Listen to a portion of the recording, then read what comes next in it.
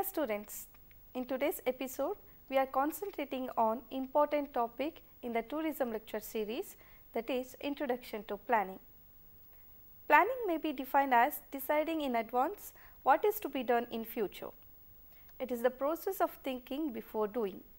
It involves determination of goals as well as the activities required to be undertaken to achieve the goals. In the planning process, managers anticipate the future and accordingly decide what activities must be undertaken. Planning is deciding in advance what to do, how to do it, when and by whom.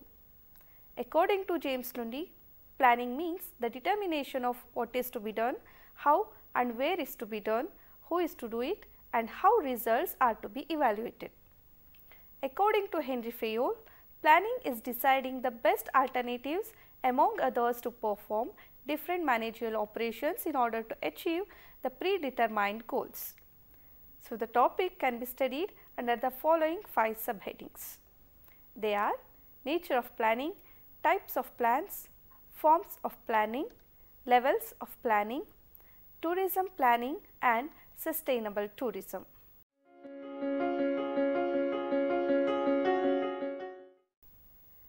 Let us start with the nature of planning. In that we have goal oriented. Organizations are set up with a general purpose in view. Specific goals are set out in the plans along with activities to be undertaken to achieve the goals. Thus, planning is purposeful. Planning has no meaning unless it contributes to the achievement of predetermined organizational goal. Primary function of management. Planning lays down the base for other functions of management. All other managerial functions are performed within the framework of plans drawn. Thus, planning precedes other functions. This is also referred to as the primacy of planning. The various functions of management are interrelated and equally important. However, planning provides the basis of all other functions. Planning is pervasive. Planning is required at all levels of management as well as in all departments of the organization. It is neither an exclusive function of top management nor of any particular department. But the scope of planning differs at different levels and among different departments. Planning is flexible. Plans are drawn on the basis of forecasts. Since the future is uncertain, planning must cope with the changes in future conditions. Activities planned with certain assumptions about the future may not come true. Under the circumstances, the original plan of action must be revised in the light of changing conditions. Planning is continuous. Plans are prepared for a specific period of time, maybe for a month, a quarter or a year. At the end of that period, there is need for a new plan to be drawn on the basis of new requirements and future conditions. Hence, planning is a never-ending activity. It is a continuous process. Planning is futuristic. Planning essentially involves looking ahead and preparing for the future. The purpose of planning is to meet future events effectively to the best advantage of an organization. It implies peeping into the future, analyzing it and predicting it. Planning is therefore regarded as a forward-looking function based on forecasting. Through forecasting, future events and conditions are anticipated and plans are drawn accordingly. Planning involves choice.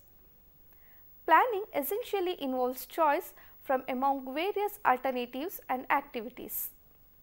If there is one possible goal or only one possible course of action, there is no need for planning because there is no choice. The need for planning arises only when alternatives are available. In actual practice, planning presupposes the existence of alternatives. Planning is a mental exercise. Planning requires application of the mind involving foresight, intelligent imagination and sound judgment. It is basically an intellectual activity of thinking rather than doing, because planning determines the action to be taken.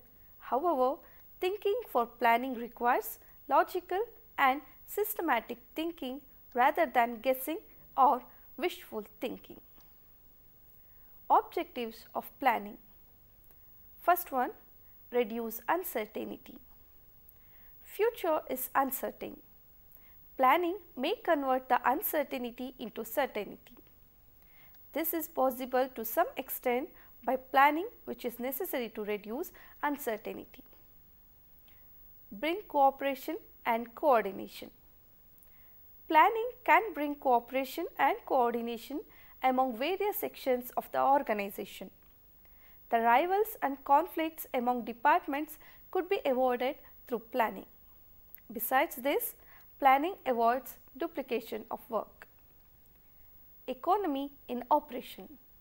As already pointed out, planning selects best alternatives among various available alternatives. This will lead to the best utilization of resources. Anticipate unpredictable contingencies. Some events could not be predicted. These events are termed as contingencies. These events may affect the smooth functioning of an enterprise. The planning provides a provision to meet such contingencies and tackle them successfully. Achieving the predetermined goals. Planning activities are aimed at achieving the objectives of the enterprise. The timely achievements of objectives are possible only through effective planning. Reduce competition. The existence of competition enables the enterprise to get a chance for growth. At the same time, stiff competition should be avoided. It is possible to reduce competition through planning.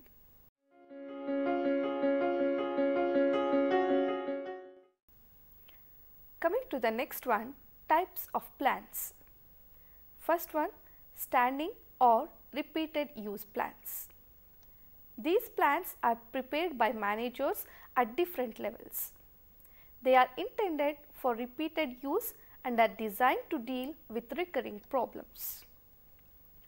When a particular and familiar problem arises, a standing plan provides a ready guide to action. They form one of the important means for building predictable patterns of behavior in a business firm. When a group of people live together or work together, they must be able to anticipate each other's action. This is especially necessary for interdependent activities which require such ability to anticipate. Objectives. Objectives are goals established to guide the activities of the enterprise. So, all planning work must spell out in clear terms the objectives to be realized from the proposed business activities. Policies.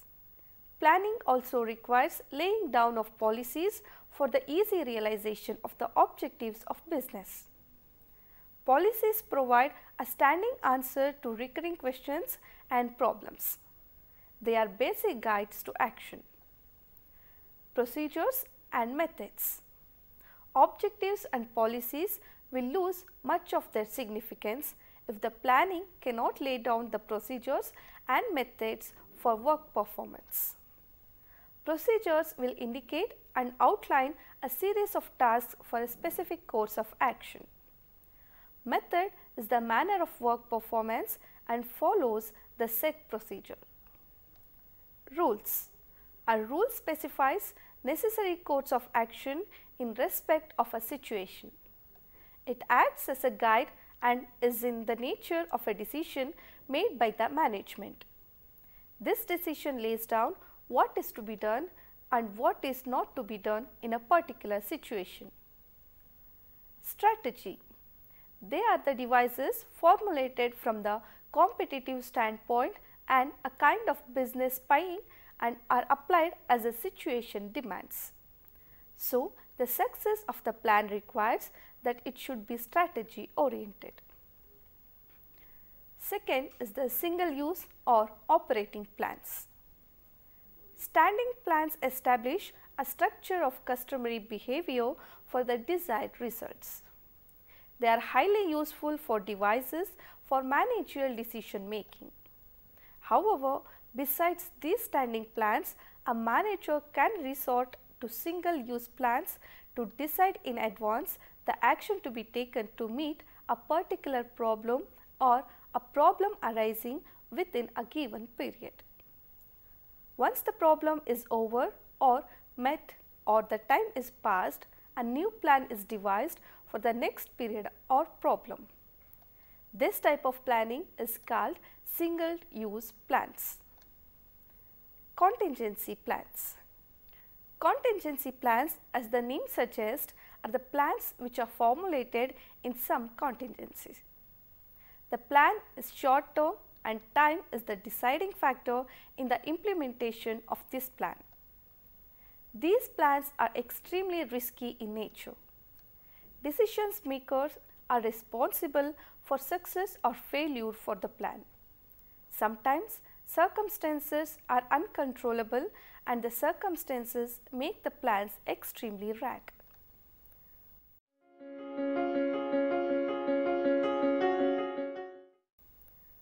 Moving on to forms of planning. There may be several ways in which an organization can undertake planning process, though the basic steps involved remain the same in each way. Planning can be differentiated on the basis of coverage of organizational activities, importance of contents in planning, process times dimension in lining, approach adopted in planning, and degree of formalization in planning process. For example, strategic and tactical planning may be undertaken on the basis of proactive or reactive approach, or formal or informal basis. However, in each set of classification, the type of emphasis put in planning process differs. First one, coverage of activities. That we have corporate planning. The corporate planning activities are carried out at the top level because they are vital for the success of whole of the organization. The top management is responsible for the formulation of such plans and is prepared according to the inputs that are given to them either from the environment or the lower levels in the organizational hierarchy. The plans are usually long term in nature and are broad based. Functional planning. The planning that is carried out to ensure smooth working of the organization, taking into consideration the requirements of each and every department. The goal of functional planning is to promote standardized management practices for corporate functions in the department's decentralized corporate management structure. Second one is the importance of contents. In that we have strategic planning. Strategic planning sets the long-term direction of TILT organization in which it wants to proceed in future. Strategic planning is of prime importance for any organization as they would specify the other decisions that need to be taken. Tactical or operational planning. Operational planning, also known as tactical or short-term planning, usually covers 1 year or so. It is aimed at sustaining the organization in its production and distribution of current products or services to the existing markets. Third one is time period involved. In that we have long-term planning. Long-term planning is of strategic nature and involves more than 1 year period extending to 20 years or so. However, the more common long-term period is 3 to 5 years. The long-term plans usually encompasses all the functional areas of the business and are affected within the existing and long-term framework of economic, social and technological factors. Long-term plans also involve the analysis of environmental factors, particularly with respect to how the organization relates to its competition and environment. Short-term planning. Short-term planning, also known as operational or tactical planning, usually covers 1 year. These are aimed at sustaining organization in its production and distribution of current products or services to the existing market. Fourth one is approach adopted. Depending on how the organizations would react towards the environmental dynamics, the planning can be categorized into proactive and reactive plans. Proactive planning. It is based on the anticipation of the future outcomes and state of affairs that would affect the working of the organization. Such a planning has to be broad-based, highly flexible and creative by nature. The organization that favors this kind of planning often anticipates the future and takes necessary steps before the occurrence of the events. Reactive planning. As the name suggests, this kind of planning is not in the anticipation of the future, but becomes active only when the problem is confronted or has already occurred. This is merely a corrective action that is taken. Fifth one is degree of formalization. In that we have formal planning. Formal planning exists in the formal hierarchy of the organization and is always carried out in the stepwise process. It is according to the predefined policies and the rules of the organization. This type of planning is done at a large scale and is based on the logical thinking. Informal planning. Informal planning is usually carried out in very small organizations where the formal organization structure may not exist. The planning is usually instinctive in nature and is short-termed.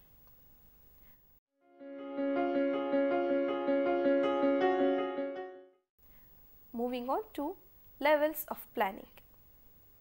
The planning function has to be performed at all the 3 levels of management, right from the apex or top management to down or the first line managers.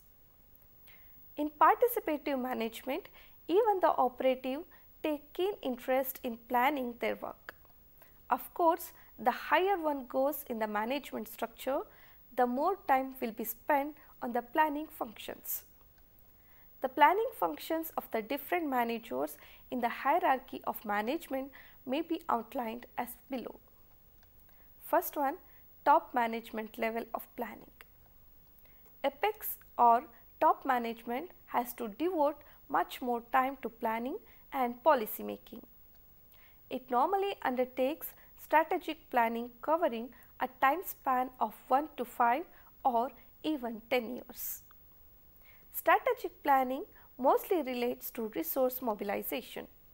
It is also concerned with the strategies or course of action, programs, policies, procedures and standards that will determine the procurement, use and disposition of these resources. Middle management level of planning. Middle management has to formulate short-term and or tactical plans and devotes relatively less time to planning and more time to coordination and communication. It is concerned with administrative or tactical planning that supports the strategic planning. Specific plans for the different areas of management discipline such as personnel, production and marketing are implemented by middle management. Examples of administrative or tactical planning are research and development, marketing, manufacturing, finance, etc. Administrative plans are mostly medium range plans. Lower management level of planning. lower management is directly concerned with operational planning. At this level, the first line managers such as the heads of departments and sections concentrate on planning of daily, weekly and monthly operations. In short, it relates to short range plans. Typical examples of operational planning are plans for finished goods inventories to meet current market demands. All operational plans are concerned with the planning structures and repetitive activities in the different departments of the organization.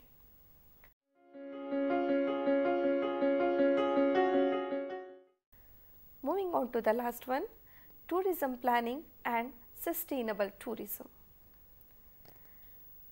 Liberalization, privatization and globalization have fueled the creation of a rapidly changing and highly competitive environment worldwide.